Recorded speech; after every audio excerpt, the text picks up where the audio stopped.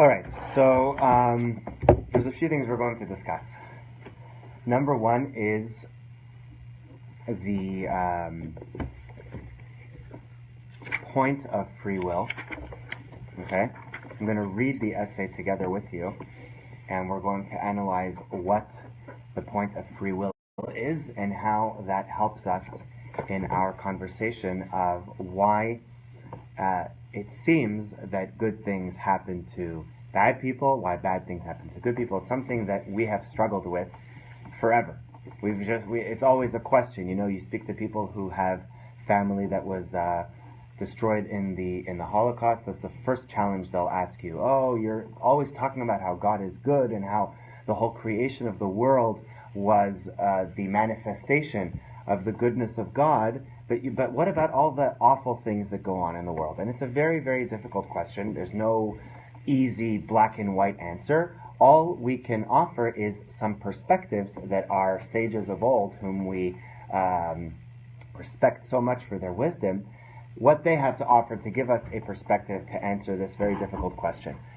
And then I want to answer a very big question that actually has to do with the Torah portions that we've been discussing. So we are up to the 10 plagues. Those of you that are following the weekly Torah portion, we're in the middle of the 10 plagues.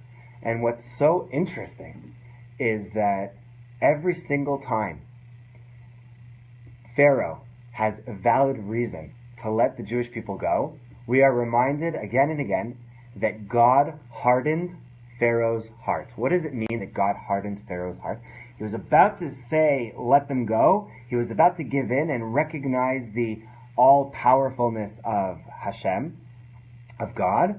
And then it seems that just when we're about to be allowed to go and leave Egypt, it says, and God hardened Pharaoh's heart. The question that we are going to aim to address today is, what happened to free will? This is a fundamental question, because what makes us different than everything else in the world? Arguably, one of the main things, if not the main thing, is the ability to make free will decisions, especially ones that go counter to our instinct. Now, some scientists may argue with what I'm about to say, but by and large, in a majority of situations with animals, if they are instinctively hungry and you put the food in front of them, they will eat the food. They don't have reason to go counter to instinct, and they don't necessarily have the free will to do so. You put a hungry lion that's healthy in front of a big, fat, juicy zebra, the lion's going to eat the zebra, right? We as human beings have an ability to choose not to eat if we have reason to. We're not about to go and physically, by and large, a majority of the time, we're not going to just take any opposite gender person and be physically intimate with them just because our drives might want us to, and that drive is a healthy thing. God gave us a sexual drive in order to give as much as we can to our spouse. That it's there for a reason. It's meant to be there.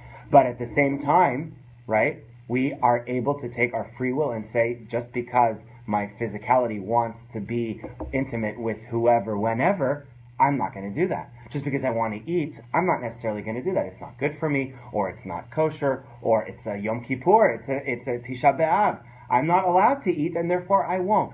Right? What keeps us elevated, what makes us so special, and the prime creation of God was the very fact that we were created with the point of free will. So we are going to analyze the specifics of what free will means, and eventually, hopefully towards the end of the class, we're going to analyze how was it fair to Pharaoh for his free will to be compromised. It seems, when taken literally, that had Pharaoh's free will not been tampered with, he would have let the Jews go. Why was there a need to constantly harden his heart, thereby enabling him to refuse the Jews from leaving and recurring this process of, okay, I'm going to hit you with another plague. Okay, Jews, you can go. God hardens the heart. No, you can't go. Another plague. And that pattern repeated itself almost 10 times. What's going on? Okay. So, Rabbi Dessler lived in Germany and left Germany to escape the Holocaust, and he went to England. And as a merit for the Jews who were going through their difficulties in Europe, he decided he's going to devote the entire wartime years to just studying and teaching Torah. And in England, these essays in Michtav B'Eliyahu are the collection of classes that he gave and distributed by mail in writing to Jews throughout the world during the war. So we begin. I'm going to read it to you and then we'll analyze, and I would love to hear your thoughts as we speak, okay? Let us try to analyze a typical choice, such as we often make in everyday life. Take, for example, someone who smokes too many cigarettes, so many, in fact, that he wakes up at night with severe pains in the chest. When he is in pain, he makes up his mind not to smoke the next day under any circumstances. He realizes it is just not worth it. Any smokers here? When he gets up the next morning, his addiction soon makes itself felt and he experiences a strong craving for tobacco. At first he resists the temptation, but he grows stronger with every passing minute. Eventually we notice him saying to himself, "I'll just smoke this one. One cigarette can't hurt me." Soon after he has smoked the first one, he again feels the urge to smoke, and once more he tells himself, after all, just one more cigarette can't do any harm. So he goes on smoking all day, and during the night he has the pains again, and the next day. Although he knows quite well that if he allows himself one smoke, the same chain reaction will set in, he is still prepared to deceive himself in the same way. So what this article is going to analyze is what's going on here. He knows that he shouldn't be doing this, yet he does it anyways. What's causing him to do it again and again and again? Is it a lack of free will? Is his free will compromised? Or is his free will not compromised? If you put the choice in front of him of pain versus temporary cigarette pleasure, the logic, no human being in their right mind will say, yeah, I'll take the pain over the pleasure. No. So why does he keep making the mistake over and over and over again? And it is the answer to this question that's going to give us a definition for what's going on.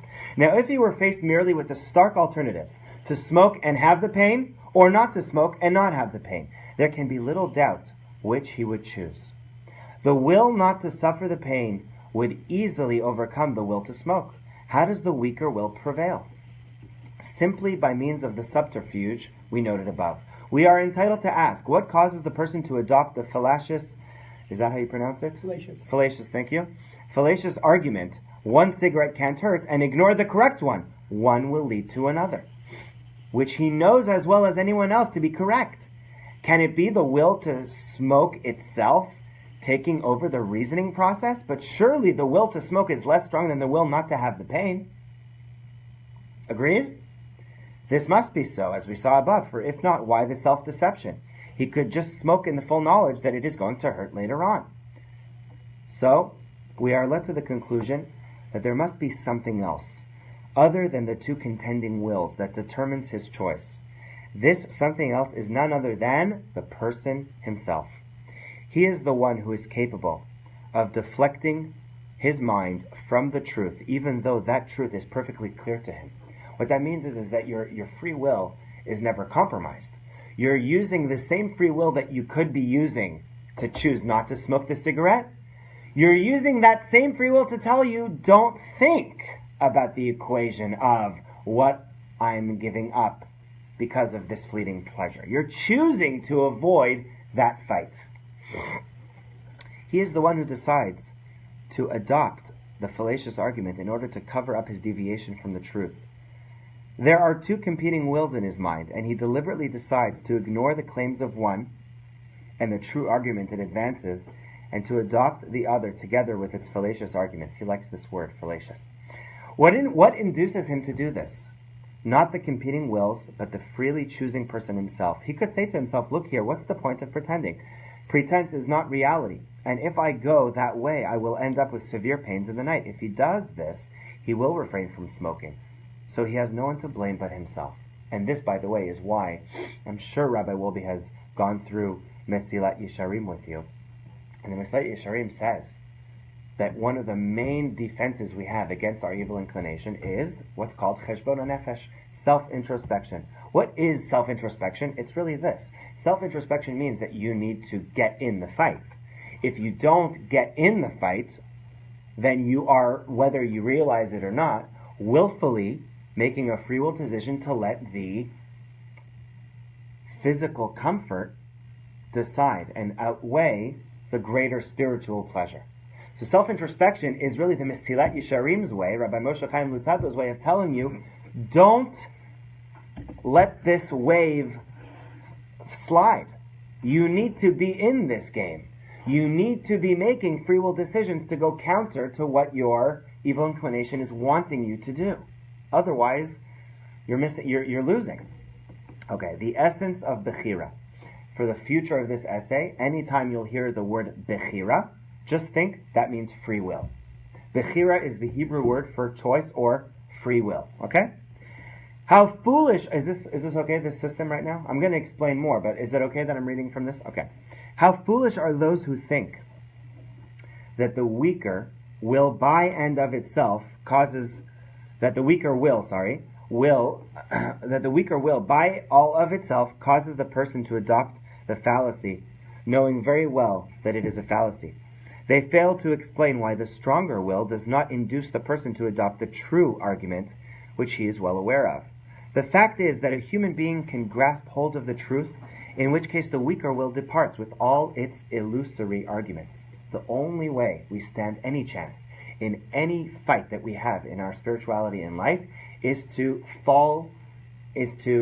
bring in the forces of our own mind and intellect to fight that negative influence. If there's a negative influence, the only chance we have, the Talmud says that if we didn't have divine assistance from above, we would fall to our evil inclination every single moment of every single day. What enables us to keep the battle even, right? God gives us the divine assistance that we desperately need to defeat this evil inclination. But that divine assistance is not an automatic process. We do not earn the divine assistance that we need to defeat our evil inclination unless we show God that we are doing our due diligence to earn that divine assistance. And how do we earn that divine assistance? By bringing our intelligence into the fight, into the battle. So Mr. Cigarette Guy has to first have a conversation with himself. Do I want to do this? Do I not want to do this? Why do I not want to do this? And why ought I not do this? And if a person has that conversation with himself, then the divine assistance comes in. And that still doesn't mean that he'll overcome, but that does mean that he's in the battle. You can't win the battle if you're not in the battle. You can't win the war if you're not in the battle. You want to be in the battle? Bring your free will into the equation. How do you bring your free will into the equation? Right? You got to be intellectually involved in the argument. If you're not in the argument, you're not in the battle. Bechira depends on the person alone. There is no outside cause involved. Im ein ani li, mi li. If I am not for myself, who is going to be for me? God created the world in a way where we can help each other, but ultimately, it's a person's choice. I tell myself this all the time when I work for Torch. What are we really trying to do at Torch? We're trying to connect Jews to Judaism and trying to put individual Jews on a growth trajectory. We are not involved in denominational talk, okay? So sometimes we work on people, groups or individuals, and we don't always see the growth that we would like to see. How do we not let that get to us and affect us emotionally or spiritually? Because we're working hard, and not always do we see the results, right? And the answer is we have to constantly remind ourselves that what is God asking of us? God wants us to do our maximum due diligence. If we are out there teaching Torah, meeting people, engaging them, inviting them for Shabbat, showing them the warmth and the beauty of the Torah, we've done the best we can. Partners in Torah, getting people to learn one-on-one with each other, developing beautiful relationships, what more can we do? Ultimately, it's up to them. It's their life. It's not our life. It's like children. We have our children. We want our children to lead beautiful lives. Unfortunately, so much that gets in the way of the relationships that parents have or don't have with their children is the fact that they see it as their responsibility to get their kids to live a certain way. But that's a mistake. What you got to do as parents is open up your children to the beauty that exists, but ultimately let them make the decisions because it's their life. It's not your life. They have to lead their lives. You're there to open up their minds to the beauty of a certain way of life, but you're not living their life, right? The relationship will thrive if both sides understand the place that each of them play in that relationship. Depends on the person alone. There is no outside cause involved. The prime cause is the person himself. This is well known to anyone who has even once exercised his bechira and conquered his evil inclination. Such a person feels with the utmost clarity that he has relinquished delusion and opted for the truth. You know when you've made the right decision, right? You're at home on a Sunday morning, you're having a coffee and eggs, and you know that your buddy's having a nice brunch just when Rabbi Cohen or Rabbi Wolbe or Rabbi Johnny are walking in to give that class. So what do we do, right? What do? We know that it's going to be fun at our friend's house. It's going to be good food. It's going to be delicious.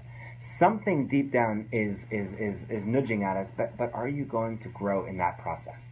Are you going to elevate yourself? It could be the answer is yes, but very often, especially in the realm of physical pleasure, comfort, materialism, that is not the case. One thing I can tell you for sure, I'll bet my money on it, you stand to gain spiritually in coming to a Torch class. And that's with zero haughtiness. You know how I know? Because I grow giving these classes. Any Torch rabbi grows in sharing, because sharing is not top down. Sharing is we together. So you have this opportunity, right?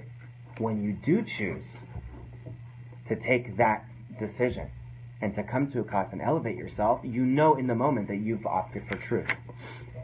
Now, the reality of free will, okay? But someone who has never made the necessary effort to subdue the evil side of his nature will never be able to understand this. He has always given in to his will as soon as it presents itself, and he therefore believes himself to be at the mercy of the stronger will at all times. He cannot appreciate the reality of bechira, free will, because he has never in fact made a bechira. He's never brought in his intelligence and considered himself capable of making a decision that puts his spirituality above his base physical pleasure. And if you've never made such a decision and you don't know any better, then your entire life is one of, yeah, my body's telling me to do this, so I have to do this. But you don't realize that there is a battle to be waged. And there is a war that can be fought if you only realize that you have the faculties to get on the field. To those who deny the reality of free will, we therefore say your philosophy is merely a reflection of your own heart. You deny free will because you are in fact unfree. You have enslaved yourself to the evil within you. It's a very, very difficult, powerful statement, but it's true. People don't realize that they are responsible for their actions, and they cannot blame the fact that their body is telling them to behave a certain way. They can't blame it on that. Every human being is built wanting to stay in bed in the morning. Show me someone, one person, who will tell you at 5 o'clock in the morning, he just can't wait to get out of bed. He's excited about it, right? Now, you do feel, now, I know what you're thinking. You're thinking, Rabbi, I don't know what you're talking about. I get up at 4 o'clock in the morning. I love it, right? And you know what you do love? It's not that physical feeling of getting out of bed that you love. I wouldn't believe that.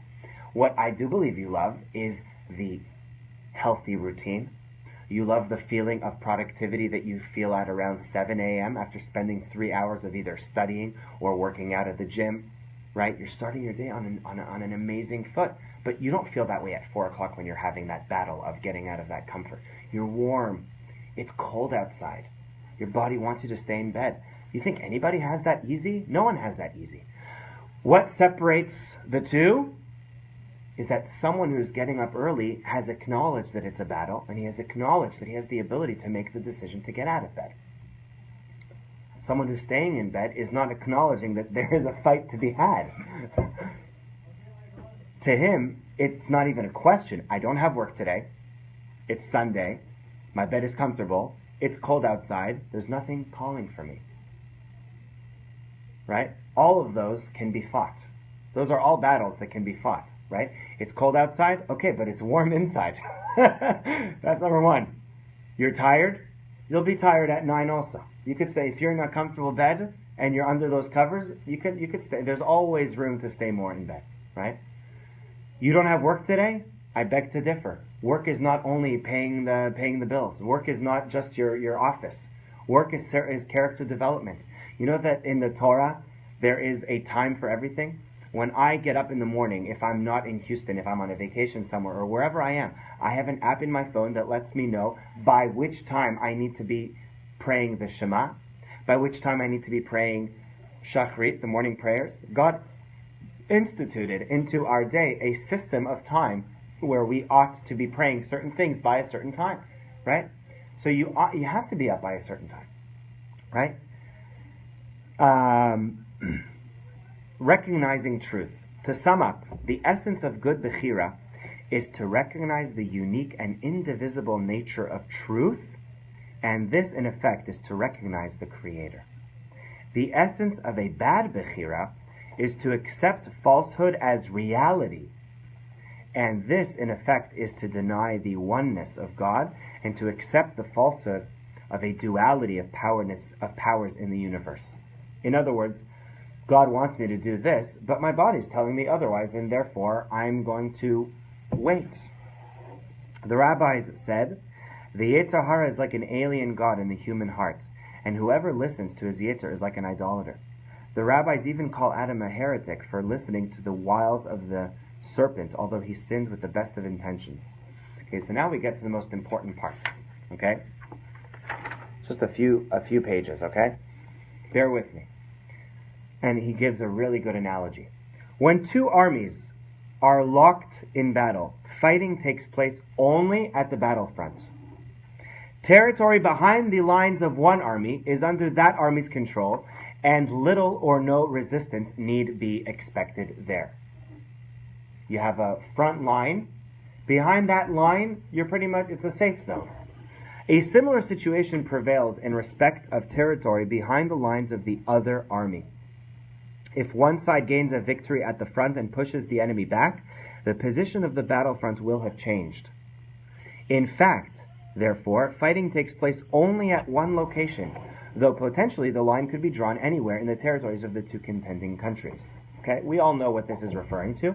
He's going to compare this analogy directly to the battlefront that we all have in our own unique lives when it comes to free will. And he calls it the moral battlefront. You ready? This situation is very similar with regard to bechira, to free will. Everyone has free choice at the point where truth meets falsehood.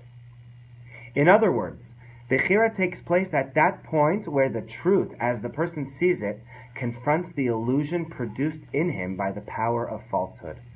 But the majority of a person's actions are undertaken without any clash between truth and falsehood taking place. Many of a person's actions may happen to coincide with what is objectively right because he has been brought up that way, and it does not occur to him to do otherwise.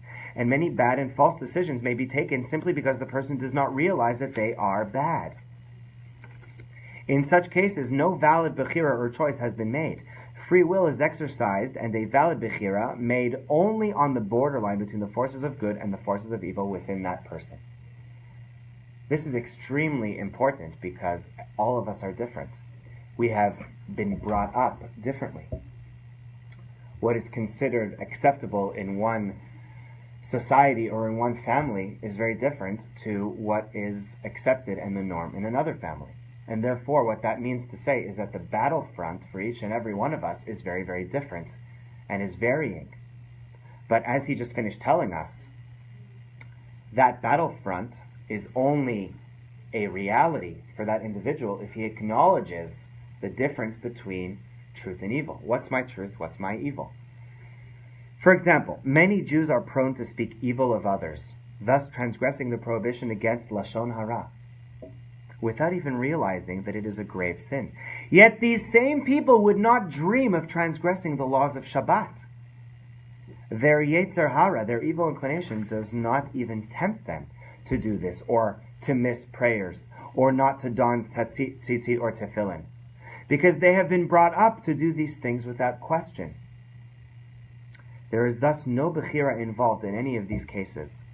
Bechira comes into play only when one is tempted to go against the truth as one sees it, and the forces on either side are more or less equally balanced.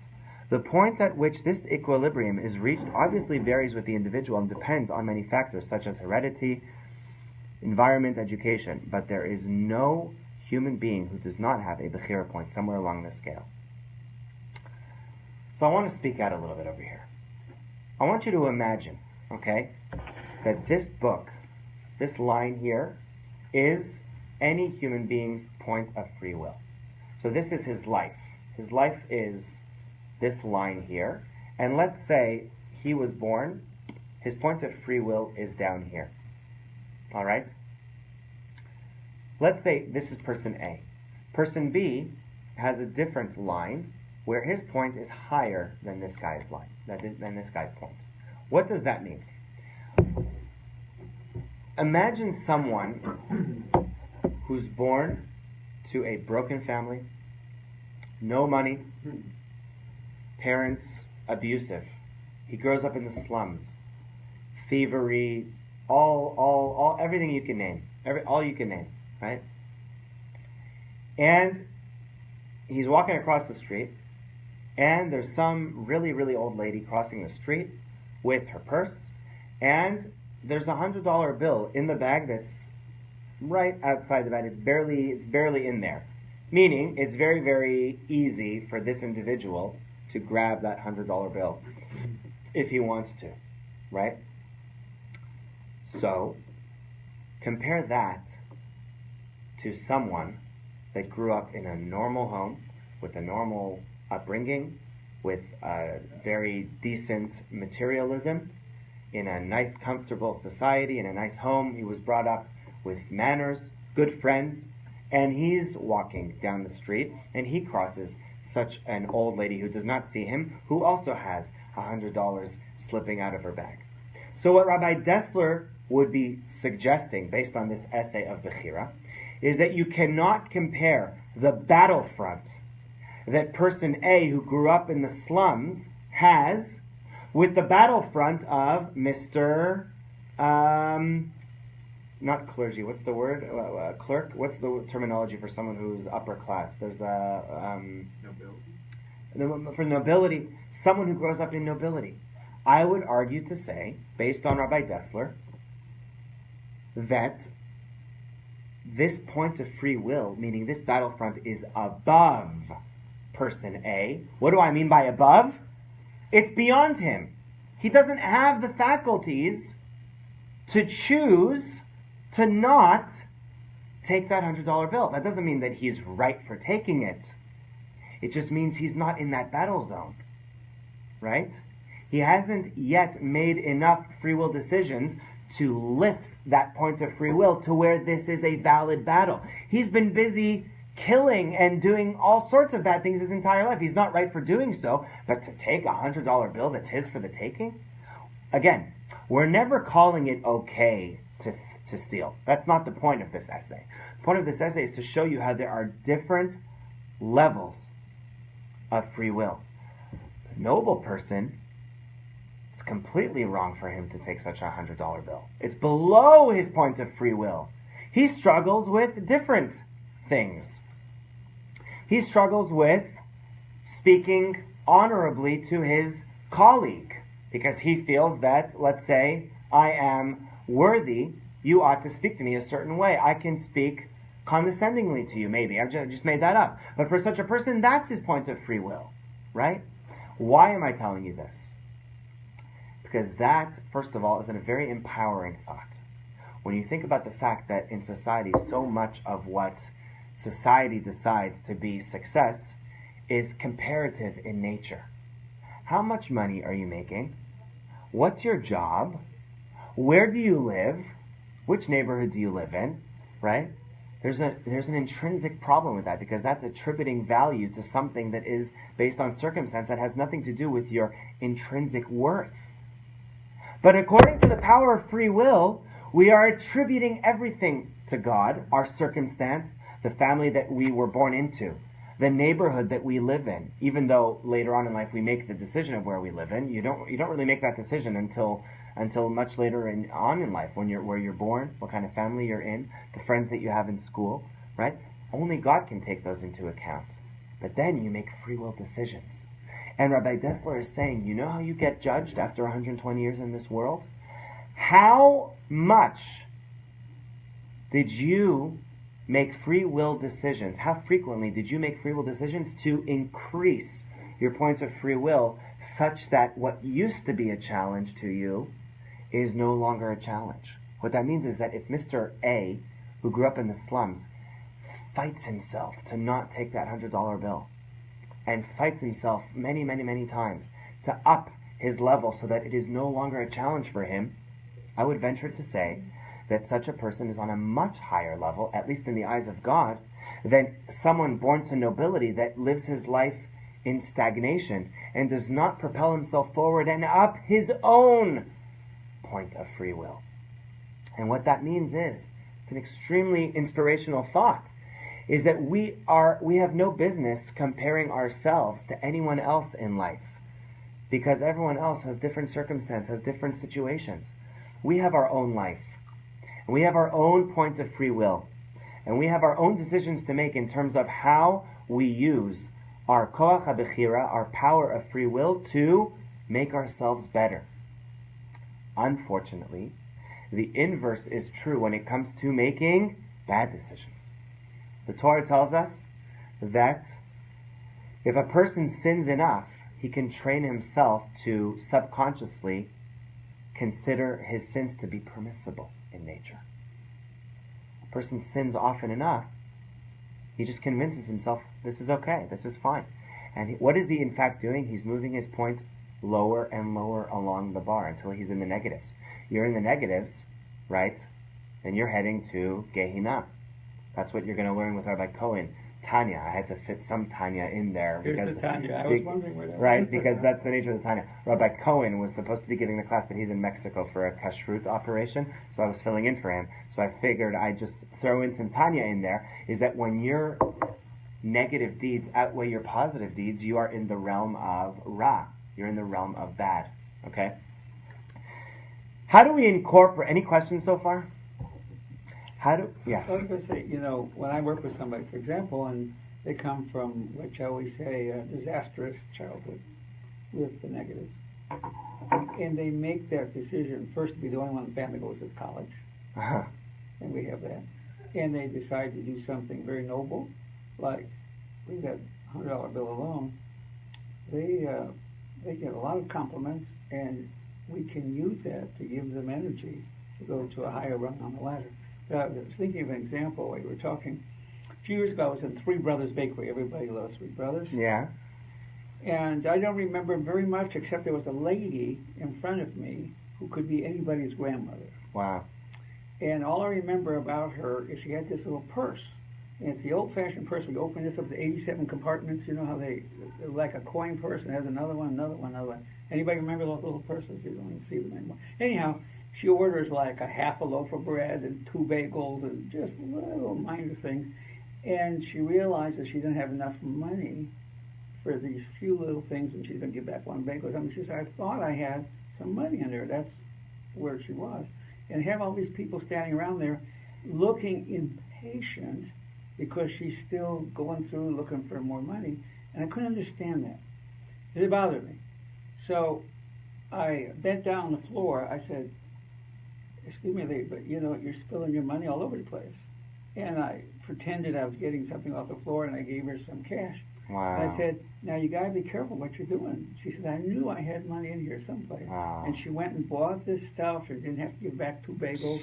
That's amazing. And it was fun, a little white lie, I guess. But the point, no one else, they were standing around there getting mad at her. Wow.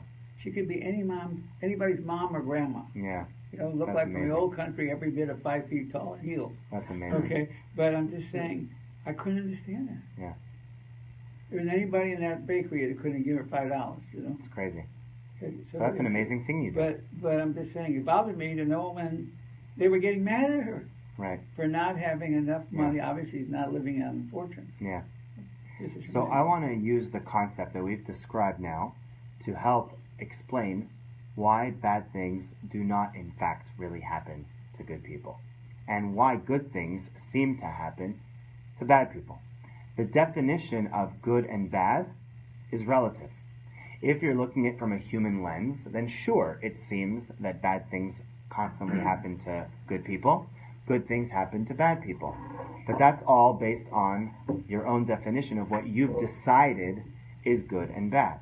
But if we attribute the source of all true good to God, and believe that there's no such thing, therefore, as inherent bad, because, like we see in the Mesilat Yesharim and in the Derech Hashem, the way of God, there is no bad in God. God could have just not created, and there would have not been any of what you consider to be bad. If God is infinite, then God is lacking nothing. And if God is lacking nothing, then us having been created did not necessarily serve any purpose for God. God didn't have to do it. So why did God do it? Because God is good. And the manifestation of that good is the creation of the world. And that creation would not have been, and that good would not have been complete if we were all a bunch of programmed robots. Hence, free will. Not only are we created, not only do we see and hear and connect, we have free will. We're able to actually earn the very fact that we exist. That's the greatest good. So if we take that definition, then let's start analyzing what's going on with bad people, what's going on with good people. The Mesilat Yesharim teaches us that the greatest good in the world is divine pleasure and closeness to the Almighty. And the arena where we enjoy this pleasure for which we were created is actually not this world, but rather the next world. Wait a second, if it's for the next world, then why didn't God just skip the process and create us already prepared to enjoy that pleasure in the next world? Why do we need to go through this world with all its difficulties? I go like this because the entire thesis, the entire theory in this discussion is that it's not really bad, it's really, really good. I'll show you where I'm going with this. So why are we in this world? And the Mesilat Yesharim tells us the amazing, amazing truth that we are in this world as part of the formula of good. We're in this world to grow, to go counter to our physical instincts, and to elevate ourselves and earn this pleasure for which we were created. Now, God is described as a God of justice and a God of truth. And the goodness that is waiting for us is largely dependent on the free will decisions that we make in our life. If someone is making free will decisions in their life that go counter to spirituality and elevation, then is God doing that person a favor by rewarding them with godliness and spiritual divine pleasure? This is in Curated Shabbos. Yeah. And the Talmud. Yeah. I was flipping through it, I just got it. And the thing that you're talking about. So let me repeat the question. If a person spends his lifetime making free will decisions that go counter to personal, individual, spiritual elevation, would God be doing this person a justice and a truth by rewarding him in a currency that he has not chosen to teach himself to appreciate? It's a deep question, right? The answer is, right, in the next world. The answer is no. If you are living, Melissa, in America, and you did something for me, and I want to reward you, and I pay you in Zimbabwean, whatever the currency is there. Do you know what they are, Dr. Rosenstock? In Zimbabwe? Yeah. No. After it became Rhodesia, it's probably a pound. Pounds, let's say, right? They have no purpose in America, unless whatever you could technically exchange them. Let's say I give you something that you cannot use. Will you appreciate that? Obviously not. The goodness of God is that God does not give good to bad people in a currency that they do not appreciate. But that doesn't mean that they're not going to get rewarded for those good things that they surely did do. Everybody does some good in their lives. Whether it's a phone call to their parents, whether it's doing a good deed. Even the worst people have surely done some good. And that good that they have done ought to be rewarded, at least in God's world of truth. Rewarding those people in a currency that they cannot appreciate, meaning rewarding those people with olam haba, rewarding those people with a divine closeness, a pleasure with God that they don't care for. They didn't spend their free will, their time in this world making free will decisions, making those movements towards closeness to God, i.e. learning Torah, doing the mitzvot, keeping the mitzvot. If they're not showing God that they appreciate that goodness, that they have an appetite for that goodness, then why would God reward them in that currency? They're not going to appreciate it. How does God reward them? By giving them good things in this world. That doesn't mean that a good person can't also enjoy good things. You have many good people that live large, that have beautiful homes, beautiful cars, going on vacation all the time. A lot of the people I know who are good people, who live affluently, they give so much charity. They do so much good with what they have. Not everybody, but many of them do. And it's understood that only God knows how to distribute God's goodness. That is why it is such a dishonorable trait for me to be jealous of anything that you have. When if I am, God forbid, jealous of Dr. Rosenstock, I'm not just violating an interpersonal relationship, I'm violating my relationship with the one above. Why? Because who decided what Dr. Rosenstock should have? God. God decided exactly what he has is exactly what he needs to be the best Dr. Rosenstock he can be. That's not the best for me. Exactly what I have is exactly what I need. Not only is it exactly what I need, if I had any more or any less, I would be shortchanged. So I ought to thank God exactly for what I have, and not think for a moment that I'm missing anything. Yes, Ben? Do you think it's better to have more potential than to have and start at a lower level than, for instance, than be like a Saudi, start at a higher level, but not as much potential to move up? It's a very difficult question to answer because it's completely out of our realm, meaning it wouldn't make much of a difference, being that it's completely out of our decision zone whether we grow up to a family of tzaddikim or not.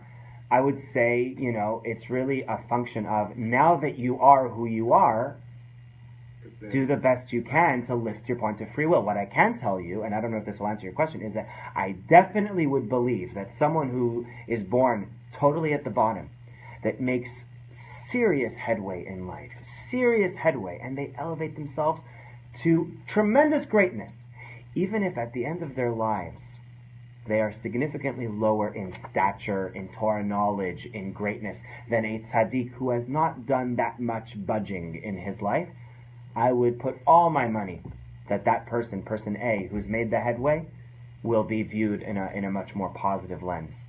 Because it's effort over results. It's effort over results. Going back to our discussion, what about a good person? What about bad things happening to a good person? So, one day I was living in Jerusalem, and my friend invited me to come spend a Shabbat. I had a friend of his who he learns Torah with, a married man, an Israeli married man. My family had already made Aliyah. They were already living in Israel, and I would always go to my parents for Shabbat, for the meals. My mother makes delicious food, and I really, really did not want to go with my friend to this meal because I'd be giving up a meal with my family. But I could tell that he really didn't want to go alone. He wanted me to come with. So I said, you know what? His name was Yehuda. I said, Yehuda, you know what? I'll come with you. I'll come with you. It was for the Shabbat day meal.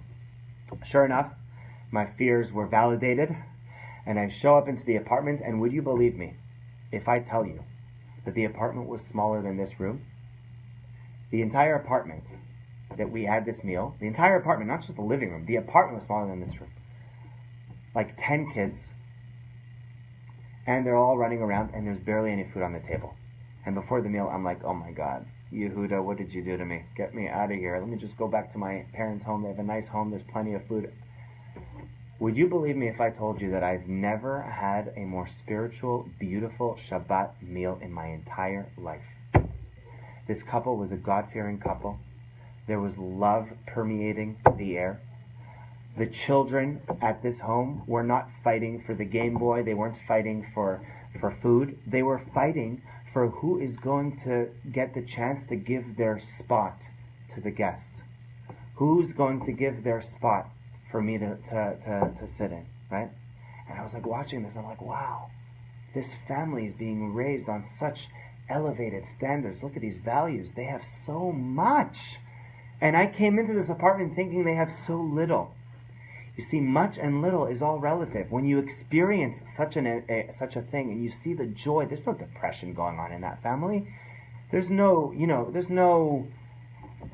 materialism is not the definition of happiness. We all know this. We all know this. I left this meal really awakened to a deeper truth. That when we talk about bad things happening to good people, many people would consider the miserable financial situation of this family as bad. But it's not bad. Not only are they okay with their financial state, I am going to guess they are beyond ecstatic with their physical financial state because they believe in God. They believe that this is exactly what they need. They believe that this is exactly what they need to have to be as good as they can be.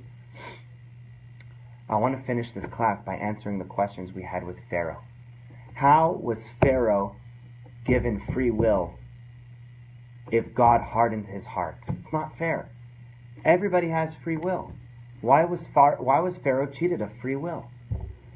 There's two answers I want to share with you, and then we'll call it a day.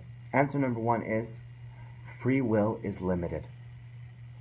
You make enough free will decisions against God, then that divine assistance, that bank of divine assistance will dry up. And you're not going to have any war to fight anymore. The battle will have been lost. Now, that's not to say that a person can reach a point where they can never do teshuvah. A person can always repent. There are many stories in the Talmud and the Bible of people who lived in sin their entire lives only to do one redeeming action and enter the world to come and enter the Garden of Eden. But one explanation for Pharaoh is that he said no one time too many.